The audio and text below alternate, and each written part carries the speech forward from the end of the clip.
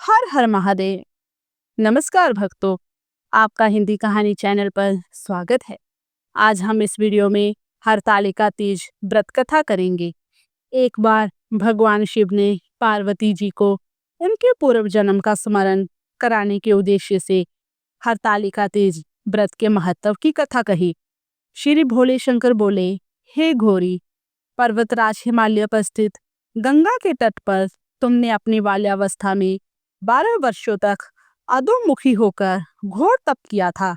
इतनी अवधि तुमने अन्न न खाकर पेड़ों के सूखे पत्ते चबाकर व्यतीत किए।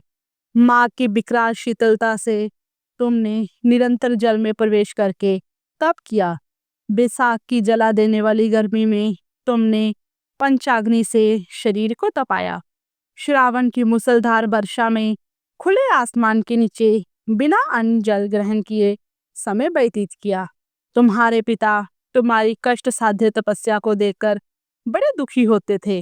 उन्हें बड़ा क्लेश होता था। तब एक दिन तुम्हारी तपस्या तथा पिता के क्लेश को देखकर नारद जी तुम्हारे घर पधारे। तुम्हारे पिता ने हृदय से अतिथि सत्कार करके उनके आने का कारण पूछा। नारद जी ने कहा, गिरिराज, मैं भगवान विष्णु के भेजने पर यहाँ उपस्थित हुआ हूँ। आपकी कन्या ने बड़ा कठोर तप किया है। इससे प्रसन्न होकर वे आपकी सपुत्री से विवाह करना चाहते हैं। इस संदर्भ में आपकी राय जानना चाहता हूँ। नारद जी की बात सुनकर गिरिराज गद हो उठे। उनके तो जैसे सारे कलेश ही दूर हो गए। प्रसन्नचित होकर वे बोले, श्रीमान, यदि स्वयं विष्णु मेरी कन्या का वरण करना चाहते हैं तो भला मुझे क्या आपत्ति हो सकती है। वे तो साक्षात ब्रह्मा है। हे महर्षि, यह तो हर पिता की इच्छा होती है कि उसकी पुत्री सुख संपदा से युक्त पति के घर की लक्ष्मी बने। पिता की सार्थकता इसी में है कि पति के घर जाकर उसकी पुत्री पिता के घर से अधिक सुखी रहे। तुम्हारे पिता की स्वीकृति पाकर नारद जी विष्णु के पास गए और उनसे तुम्हारे विवाह के निश्चित होने का समाचार सुनाया। मगर इस विवाह संबंध की बात जब तुम्हारे कान में पड़ी तो तुम्हारे दुख का ठिकाना ना रहा। तुम्हारी एक सखी ने तुम्हारी इस मानसिक दशा को समझ लिया और उसने तुमसे इसका कारण पूछा। जब तुमने बताया, मैंने सच्चे हृदय से भगवान शिव शंकर का वरण किया है, किंतु मेरे पिता ने मेरा विवाह विष्णु जी से निश्चित कर दिया। मैं विचित्र धर्म संकट में हूँ, अब क्या करूँ। प्राण छोड़ देने के अतिरिक्त अब कोई भी उपाय शेष नहीं बचा। तुम्हारी सखी बड़ी ही समझदार और सूझबूझ वाली थी। दोस्तों, अगर आप ये कथा सुन रहे हैं तो कथा को अंत तक अवश्य सुने। कथा को कभी भी आधा अधूरा ना छोड़े। कथा को आधा अधूरा छोड़ने से कथा का पूर्ण फल प्राप्त नहीं होता। उसने कहा, सखी, प्राण त्यागने का इसमें क्या ही कारण है। संकट के मौके पर धैर्य से काम लेना चाहिए। नारी के जीवन की सार्थकता इसी में है कि पति रूप में हृदय से जिसे एक बार स्वीकार कर लिया, जीवन पर्यंत उसी से निर्वाह करे। सच्ची आस्था और एक निष्ठा के समक्ष जो ईश्वर को भी समर्पण करना पड़ता है। मैं तुम्हें घनघोर जंगल में ले चलती हूँ, जो साधना स्थली भी हो, और जहाँ तुम्हारे पिता तुम्हें खोज भी ना पाए, वहाँ तुम साधना में लीन हो जाना। मुझे विश्वास है कि ईश्वर अवश्य ही तुम्हारी सहायता करेंगे।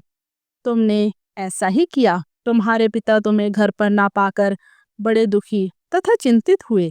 वे सोचने लगे कि तुम जाने कहाँ चली गई। मैं विष्णु जी से उसका विवाह का प्रण कर चुका हूँ। यदि भगवान विष्णु बारात लेकर आ गए और कन्या घर पर ना हुई तो बड़ा अपमान होगा। मैं तो कहीं मुंह दिखाने के योग्य भी नहीं रहूंगा। यही सब सोचकर गिरिराज ने जोर शोर से तुम्हारी खोज शुरू करवा दी। इधर तुम्हारी खोज होती रही और उधर तुम अपनी सखी के साथ नदी के तट पर एक गुफा में मेरी आराधना में लीन थी। भाद्रपद शुक्ल तृतीया को हस्त नक्षत्र था। उस दिन तुमने रेत के शिवलिंग का निर्माण करके व्रत किया। रात भर मेरी स्तुति के गीत गाकर जागी।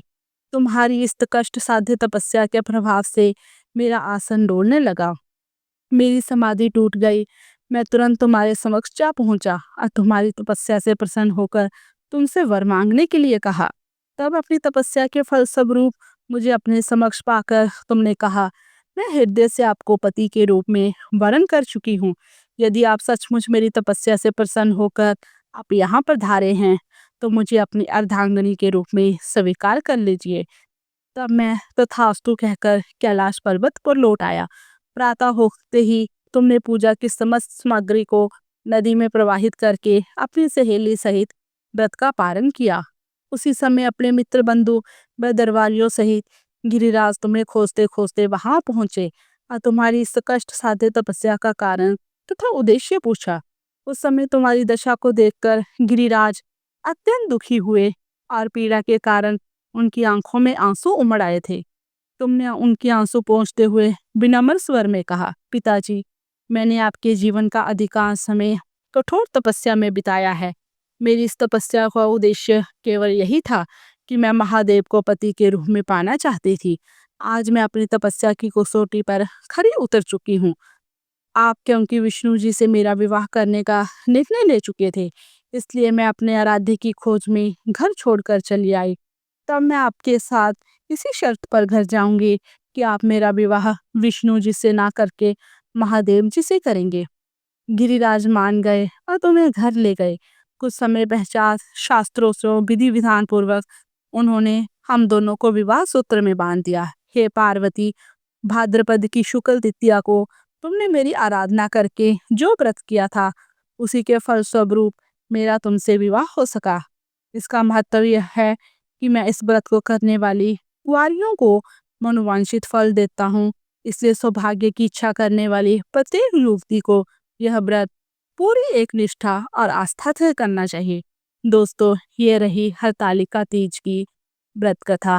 दोस्तों, अगर आप हरतालिका तीज की पूजा विधि, व्रत के नियम, हमें क्या करना चाहिए क्या नहीं करना चाहिए, यह जानना चाहते हैं, तो आपको डिस्क्रिप्शन में उस वीडियो का लिंक मिल जाएगा और वहाँ से देख सकते हैं। नहीं तो आप हमारे चैनल पर जाकर भी हरतालिका तीज व्रत विधि, पूजा विधि सब कुछ वीडियो में देख सकते हैं। दोस्तों, वीडियो अच्छी लगी तो चैनल को सब्सक्राइब करें, वीडियो को लाइक करें और कमेंट बॉक्स में ज़रूर लिखें, हर हर महादेव, हर हर महादेव।